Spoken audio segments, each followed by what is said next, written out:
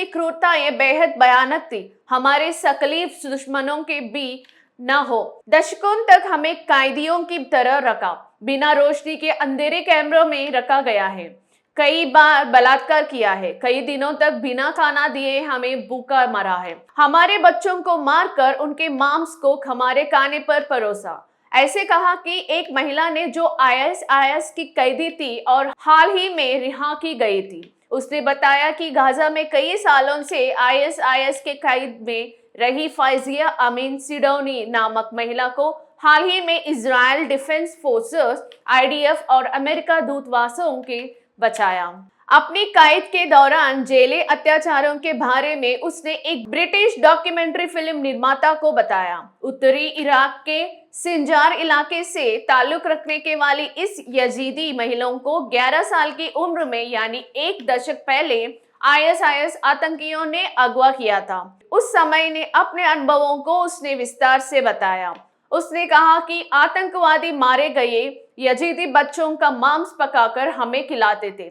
एक महिला जो कैद में थी, जब उसे पता चला कि उसके खाने में दिया गया मांस उसके बच्चे का था, तो वह गहरे शोक में चली गई और दिल का दौरा पड़ने से मर गई है।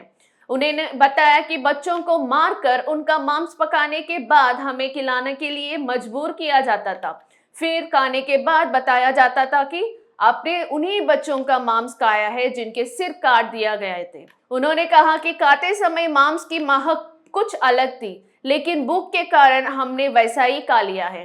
बाद में पेट में दर्द और बार बार बीमार होने का सामना करना पड़ा। उन्होंने कहा कि हम इतने बेबस थे कि कुछ नहीं कर सकते थे। उन्होंने कहा कि जब तक हम कैद में थे, हमें अंधेरे में ही रखा गया था। हमें कभी सूरज की रोशनी नहीं देखी। पीने के लिए गंदा पानी दिया था, जिसे पीकर कई बच्चे मर गए। अगर किसी लड़की को पसंद करते तो उसे अपने साथ ले जाते थे। उन्होंने कहा कि आईएसआईएस आतंकवादी लड़कियों की तस्करी और सेक्स व्यापार में भी शामिल किए थे। जब वह 15 साल की थी तो उसके साथ कई बार बलात्कार किया गया और उसे 5 बार बेचा और खरीदा गया। फौजिया ने यह भी बताया कि कई बार उसे ड्रग्स भी दिए। उसने कहा कि आईएसआईएस आतंकवादियों को खत्म किया जाना चाहिए और ऐसे दुष्ट लोगों की इस दुनिया से मिटा दिया जाना चाहिए।